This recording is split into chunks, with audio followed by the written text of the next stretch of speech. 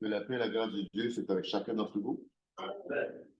J'espère que vous vous sentez bénis d'être en la présence de Dieu aujourd'hui pour participer au culte. Je ne sais pas si c'est juste moi, mais je pense qu'il fait très chaud ici aujourd'hui. Bon, OK.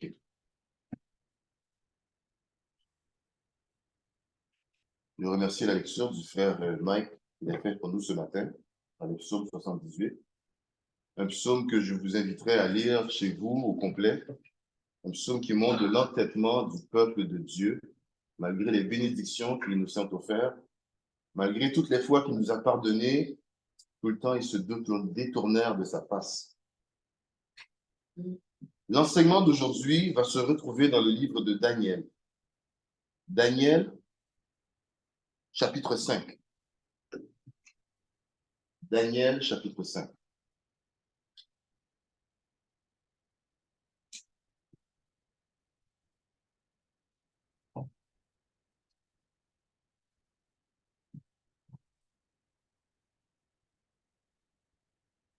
Daniel, chapitre 5. Nous allons commencer au verset 1. Tout le chapitre. Le roi Belshazzar donna un grand festin à ses grands au nombre de 1000, et il but du vin en leur présence. Belshazzar, quand il eut goûté au vin, fit apporter les vases d'or et d'argent que son père, Nebuchadnezzar, avait enlevés au temple de Jérusalem, afin que le roi et ses grands, ses femmes et ses concubines s'en servissent pour boire. Alors on apporta les vases d'or qui avaient été enlevés du temple de la maison de Dieu à Jérusalem, et le roi et ses grands, ses femmes et ses concubines s'en servirent pour boire. Ils burent du vin et ils louèrent les dieux d'or, d'argent, d'airain, de fer, de bois et de pierre. En ce moment apparurent les doigts d'une main d'homme, et ils l'écrivirent en face du chandelier, sur la choue de la muraille du palais royal. Le roi vit cette extrémité de main qui écrivait. Alors le roi changea de couleur, et ses pensées le troublèrent. Les jointures de ses reins se relâchèrent, et ses genoux se heurtèrent l'un contre l'autre. Le roi cria avec force, qu'on fit venir les astrologues, les chaldéens et les devins. Et le roi prit la parole et dit aux sages de Babylone, quiconque lira cette écriture et m'en donnera l'explication sera revêtu de coupe, portera un collier d'or à son cou et aura la 3e place dans le gouvernement du royaume. Tous les sages du roi entrèrent, mais ils ne purent pas lire l'écriture et en donner au roi l'explication. Sur quoi le roi Belshazzar fut très effrayé. Il changea de couleur et ses grands furent consternés. Verset 10. La reine, à cause des paroles du roi et de ses grands, entra dans la salle du festin et prit ainsi la parole.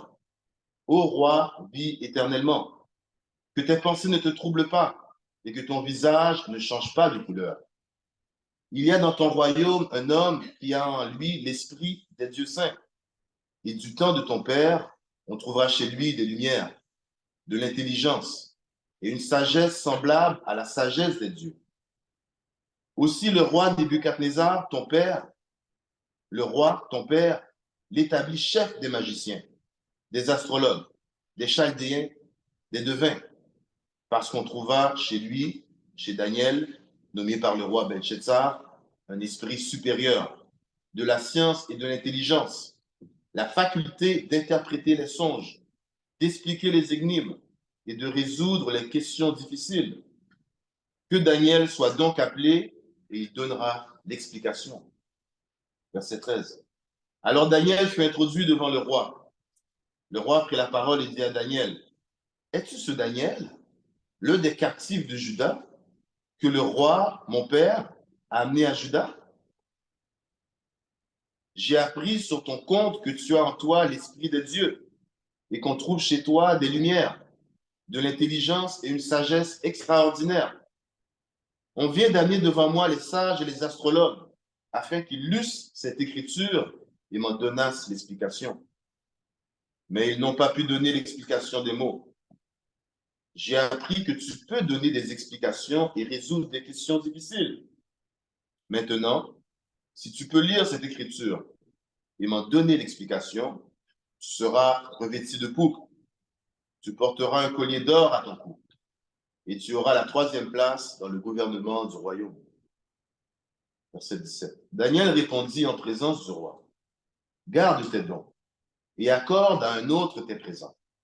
Je lirai néanmoins l'écriture au roi et je lui en donnerai l'explication. Ô roi, le Dieu suprême avait donné à Nebuchadnezzar, ton père, l'empire, la grandeur, la gloire et la magnificence. Et à cause de la grandeur qu'il lui avait donnée, tous les peuples, les nations, les hommes de toute langue étaient dans la crainte et tremblaient devant lui. Le roi faisait mourir ceux qu'il voulait et il laissait la vie à ceux qu'il voulait. Il élevait ceux qu'il voulait et il abaissait ceux qu'il voulait. Mais lorsque son cœur s'éleva et que son esprit s'endurcit jusqu'à l'arrogance, il fut précipité de son trône royal et dépouillé de sa gloire. Il fut chassé du milieu des enfants des hommes. Son cœur devait semblable à celui des bêtes, et sa demeure fit avec les ânes sauvages. On lui donna comme au bœuf de l'herbe à manger, et son corps fut trempé de la rosée du ciel, jusqu'à ce qu'il reconnût que le Dieu suprême domine sur le règne des hommes, et qu'il le donne à qui il lui plaît. Et toi, Belshazzar, son fils, tu n'as pas humilié ton cœur, quoique tu susses toutes ces choses. Tu t'es élevé contre le Seigneur des cieux. Les vases de sa maison ont été apportés devant toi, et vous vous en êtes pour boire du vin. Toi et tes grands, tes femmes et tes concubines. Tu as loué les dieux d'or, tu as loué les dieux d'argent, d'or, d'airain, de fer, de bois et de pierre, qui ne voient point, qui n'entendent point et qui ne savent rien. Et tu n'as pas glorifié le Dieu qui a dans sa main ton souffle et toutes tes voies. C'est pourquoi il a envoyé cette extrémité de main qui a tracé cette écriture. Voici l'écriture qui a été tracée. Comptez, comptez, pesez et divisez. Et voici l'explication de ces mots.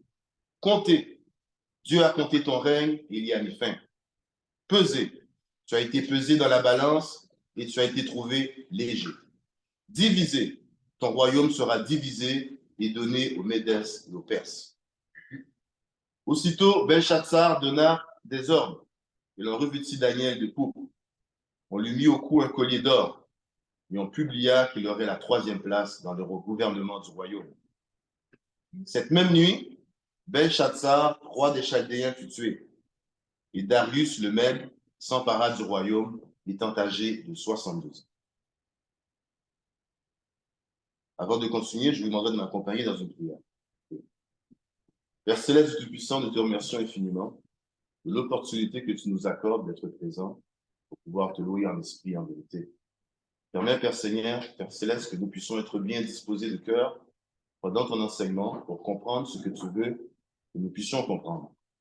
Permets, Seigneur, que nous puissions, que cette parole, cette semence ne tombe pas dans des cœurs arides et que nous puissions, Seigneur, évoluer et grandir spirituellement. Toujours être éveillés pour faire ta parole, pour écouter ton enseignement et pour progresser dans notre vie. Permets, Père Céleste, que nous puissions faire ta volonté de la manière dont tu voudrais qu'elle soit faite. Et que nous puissions, Père Céleste, ne pas être des chrétiens stagnants, et que nous puissions toujours évoluer, grandir et apprendre avec ta parole. Je demande tout ceci au nom de ton unique Fils. Amen. Amen.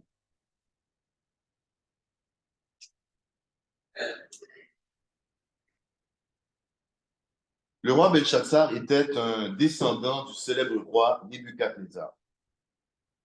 Nebuchadnezzar était le fondateur de l'empire néo-babylonien, qui est connu comme, dans la Bible comme étant la Grande Babylone.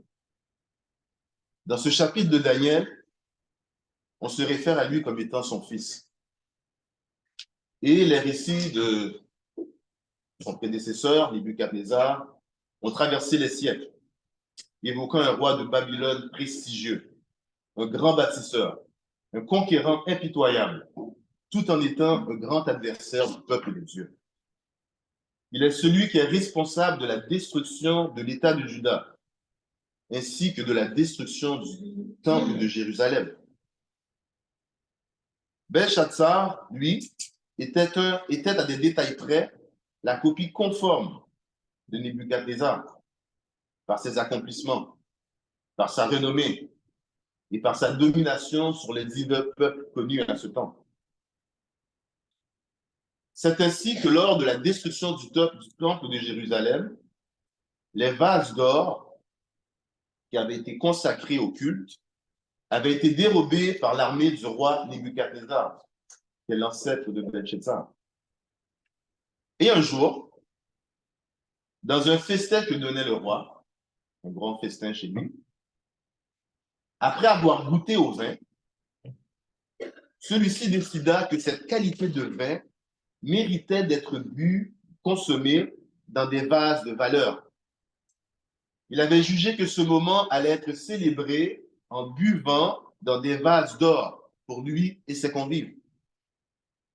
Et de surcroît, dans son élan d'enthousiasme, captivé par l'euphorie du moment, le roi et ses convives, qui s'élevaient au nombre de 1000, se mirent à louer des idoles, des faux dieux et des statues de toute forme. Et tout ça en buvant dans les vases d'or qui avaient été consacrés pour la gloire de Dieu dans son Saint-Temple. Lorsqu'on médite sur cette histoire et cette mort abrupte de célèbres rois comme Belshazzar, peut-on dire que Dieu est un Dieu colérique? Peut-on dire que Dieu est un Dieu injuste, cruel et sans merci? Eh bien, Dieu peut se mettre en colère, oui, mais il est tout sauf injuste. Il peut être impitoyable dans son jugement, mais il est tout d'abord un Dieu qui pardonne. Il est tout d'abord un Dieu qui aime ses enfants. Dieu fait preuve de considération pour chacun de ses enfants individuellement. Il fait preuve d'indulgence, de patience, d'amour incommensurable. Alors prenez garde de ne pas abuser de la clémence de Dieu. Galates chapitre 6, verset 7. Galates chapitre 6, verset 7. Ne vous y trompez pas, on ne se moque pas de Dieu. Ce qu'un homme aura semé, il le moissonnera aussi. Si vous avez goûté que Dieu est bon, vous en détourner est synonyme de rébellion. Si vous avez reçu la grâce gratuitement et que vous refusez de la partager, c'est de l'égoïsme. Si vous fermez votre cœur lorsque vous entendez une parole de vérité, vous agissez comme un insensé. Vous devez honorer avec respect les hommes et les femmes qui sont dédiés au travail du Seigneur. L'évangélisation, la coordination des chants ou la coordination de toutes les activités reliées au culte ou à l'Église est un ministère à part entière. Si s'impliquer dans le travail de Dieu est un choix, comment est-ce que le contraire ne le serait pas aussi? Ignorer en toute bonne conscience les bons choix à faire ou éviter d'observer les principes du Nouveau Testament auxquels nous sommes tout à fait au courant, c'est de se priver des récompenses éternelles que Dieu a réservées pour nous. Le roi Belshazzar agissait probablement par innocence. Mais le jugement de Dieu était final et sans merci. On ne peut pas hériter Dieu. C'est ainsi que Dieu se sert autant des païens que des croyants pour que sa gloire soit manifestée et son plan mis à exécution. Le roi Belshazzar ne pensait pas avoir d'égal. Il ne se souciait guère d'où venaient les vases d'or. Pour lui, ce n'était qu'un héritage de son père, un butin, un trésor de guerre parmi tous ceux qu'il possédait. Le roi Belshazzar ne pensait pas qu'il allait offenser quelqu'un de plus grand que lui. Parce que pour lui, il n'y avait personne de plus grand que lui. Personne d'aussi glorieux. Personne d'aussi prestigieux. Personne autant admiré que craint. Car il ne connaissait pas Dieu. Et comme le roi avait offensé Dieu publiquement, c'est aussi publiquement que la fin de son règne fut écrite. Vous êtes redevable à Dieu pour toutes choses. Alors ne faites pas l'erreur de croire que sa main est trop courte pour vous atteindre. Des fois, soit avec douceur, mais dans certains cas, avec fracas. Priez Dieu pour être préparé et réceptif à la voie qu'il a préparée pour vous. Dieu nous envoie constamment des signes, mais c'est notre ignorance, notre manque de sagesse, notre irrégularité à sonder, lire et méditer les saintes écritures qui nous empêchent d'évoluer progressivement dans notre cheminement spirituel. Le frère Frédéric disait la semaine passée dans son étude, comment pouvez-vous être chrétien et laisser votre Bible sur les bancs à l'église? Comment pouvez-vous être chrétien et très rarement ouvrir votre Bible à la maison? Si aujourd'hui vous êtes dans le même état que lorsque vous étiez le jour de votre conversion, il est grand temps pour vous de prendre l'engagement d'avoir un éveil spirituel. Être chrétien, ce n'est pas seulement plonger dans les eaux du baptême et devenir une nouvelle créature. C'est aussi une longue route où nous allons chercher le plus d'éléments possibles dans la parole, la Bible, pour pouvoir s'approcher le plus que possible à ce qui s'apparente à la perfection. En Romains chapitre 3, verset 23, il dit, car tous ont péché et sont privés de la gloire de Dieu. Mais ce n'est pas une excuse pour ne pas essayer de s'améliorer. Mais l'amour de Dieu a fait que notre dette a déjà été payée par le sang de son Fils. Et nous sommes dorénavant redevants envers notre Créateur. 1 Jean chapitre 4, verset 10. Première épître de Jean chapitre 4, verset 10 dit, et cet amour consiste non point à ce que nous avons aimé Dieu, mais en ce que Dieu nous a aimés et a envoyé son Fils comme victime expiatoire pour nos péchés.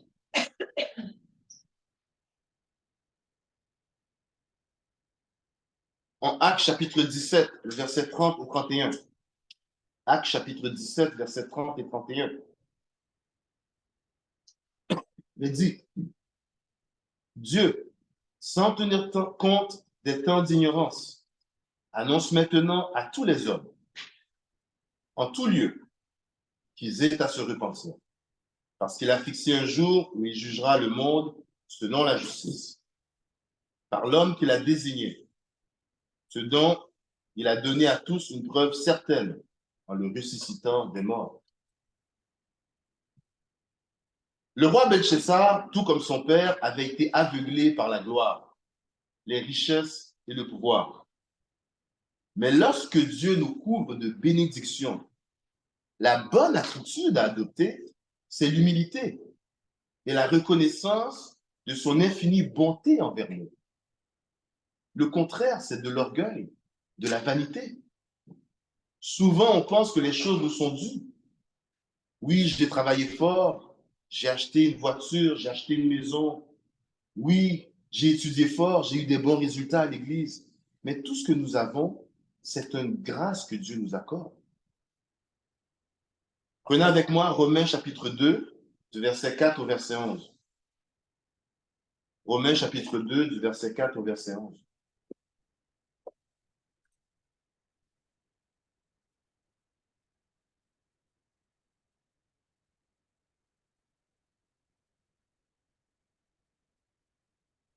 Romains chapitre 2, du verset 4 au verset 11. Où méprises-tu les richesses de sa bonté, de sa patience et de sa longanimité, ne reconnaissant pas que la bonté de Dieu te pousse à la repentance? Mais par ton endurcissement et par ton cœur impénitent, tu t'amasses un trésor de colère pour le jour de la colère et de la manifestation du juste jugement de Dieu, qui rendra chacun selon ses œuvres, réservant la vie éternelle à ceux qui, par la persévérance à bien faire, cherchent l'honneur, la gloire et l'immortalité. Mais l'irritation et la colère à ceux qui, par esprit de dispute, sont rebelles à la vérité et obéissent à l'injustice. Tribulation et angoisse sur toute âme d'homme qui fait le mal, sur le juif premièrement, puis sur le grec. Gloire, honneur et paix pour quiconque fait le bien, pour le juif premièrement, puis pour le grec, car devant Dieu, il n'a point d'acception de personne. Si Dieu a pu punir Belshazzar, qui ne connaissait pas Dieu, comment encore plus punira-t-il ceux qui connaissent sa parole et qui s'en détournent? Bien-aimé, Dieu est un Dieu patient. C'est un Dieu charitable, un Dieu bienfaiteur, mais c'est aussi un Dieu d'ordre et un Dieu juste. En 2 Pierre, chapitre 3, verset 9, deuxième épître de Pierre, chapitre 3, verset 9, il est dit, 2 Pierre, chapitre 3, verset 9, ne voulant pas qu'aucun périsse, mais voulant que tous arrivent à la repentance. Dieu ne veut pas notre mort, il veut notre vie. Il veut que nous nous éveillons spirituellement. Il veut que nous nous repentons. Psaume chapitre 30. Psaume chapitre 30, versets 4 et 5. Psaume chapitre 30, versets 4 et 5. Chantez à l'Éternel, vous qui l'aimez. Célébrez par vos louanges sa sainteté. Verset 5. Car sa colère dure un instant, mais sa grâce toute la vie. Le soir arrivent les pleurs et le matin l'allégresse. Car sa colère dure un instant, mais sa grâce toute la vie. Encore plus important pour vous à chercher les choses spirituelles qui sont éternelles, plutôt que d'irriter Dieu et de pouvoir subir son châtiment éternel. Si vous avez irrité Dieu, repentez-vous. Si vous vous êtes embrouillé avec votre frère, réconciliez-vous. Si vous avez offensé quelqu'un, peu importe qui, excusez-vous. Bien sûr, Dieu connaît le fond de vos pensées, mais ne laissez pas un orgueil démesuré vous priver de la paix qu'apporte la parole de Dieu. Lorsque le jugement viendra, à plusieurs, il dira, je ne vous ai jamais connu. Retirez-vous de moi, vous qui commettez l'iniquité. Selon Matthieu 7, verset 23. Dieu fait pleuvoir ses bénédictions sur nous tous les jours. Il serait ingrat pour nous de prendre pour acquis tout ce que nous recevons sur une base régulière. Nous sommes redevables envers Dieu et non pas le contraire. Le souffle de vie que vous avez, c'est déjà un immense don. Et vous ne savez pas lorsqu'il vous sera réclamé. En Matthieu 24, verset 36, il est dit, pour ce qui est du jour et de l'heure, personne ne le sait. Ni les anges des cieux, ni le Fils, mais le Père seul.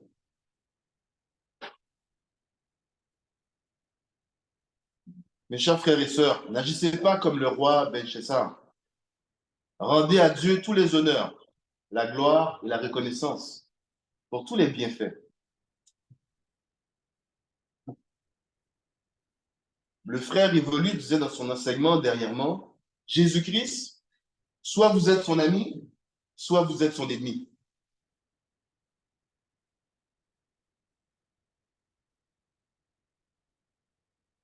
De même, mes frères, ne vous méprenez pas.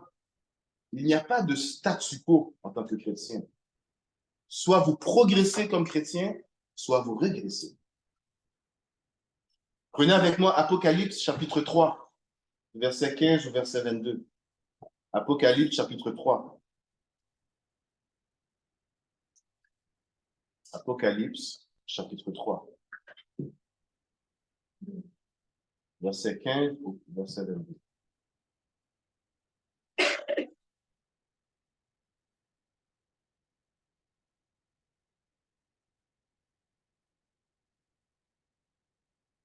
Verset 15. Je connais tes œuvres. Je sais que tu n'es ni froid ni bouillant. Puisses-tu être froid ou bouillant? Ainsi, parce que tu es tiède et que tu n'es ni froid ni bouillant, je te vomirai de ma bouche. Parce que tu dis, je suis riche, je me suis enrichi et je n'ai besoin de rien.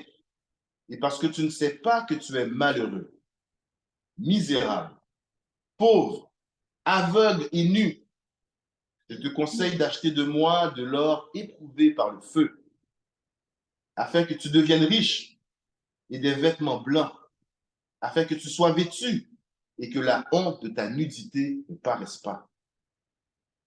Et un collier pour oindre tes yeux, afin que tu vois. Moi, je reprends et je satie tous ceux que j'aime. Et donc du zèle et repens-toi. Voici, je me tiens à la porte et je frappe. Si quelqu'un entend ma voix et ouvre la porte, j'entrerai chez lui. Je souperai avec lui et lui avec moi. Celui qui vaincra, je le ferai asseoir avec moi sur mon trône. Comme moi j'ai vaincu et me suis assis avec mon Père sur son trône. Que celui qui a des oreilles entende ce que l'Esprit dit aux églises. Mes bien-aimés, soyez réconciliés avec Dieu pendant qu'il en est encore temps. Marchez avec une conscience libérée. Laissez-lui porter votre fardeau. Matthieu chapitre 11, verset 28, il est dit, « Venez à moi, vous tous qui êtes fatigués et chargés, et je vous donnerai du repos. Prenez mon joug sur vous et vous recevrez mes instructions, car je suis doux et humble de cœur. Et vous trouverez du repos pour vos âmes, car mon joug est doux et mon fardeau léger. » Dieu bénit qui il veut, et il punit aussi qui il veut.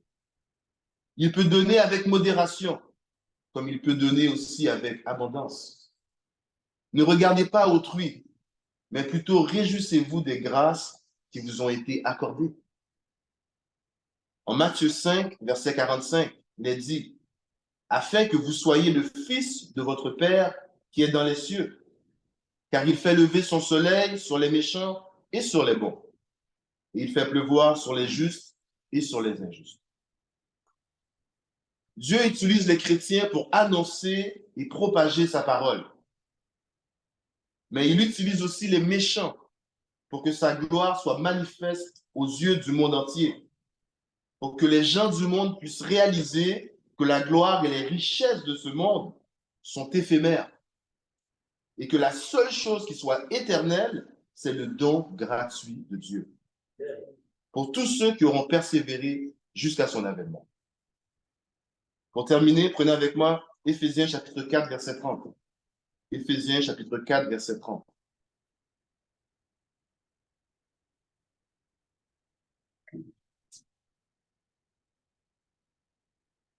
À vous tous qui êtes chrétiens, et à aussi tous ceux qui n'ont pas encore accepté Jésus-Christ.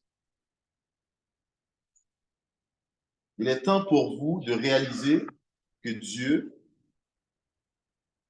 est un Dieu charitable et bon, et que nous ne devons pas abuser de sa grâce, de ses bienfaits. Dieu est indulgent, il est patient, il attend, mais il nous envoie toujours des signes. Il est important pour nous d'agir de manière conséquente à avoir une bonne conscience. Éphésiens 4, verset 30.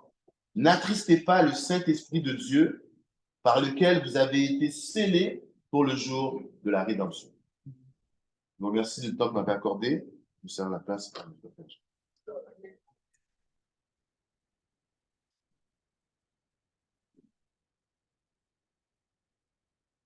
Nous allons nous mettre debout en chantant le cantique numéro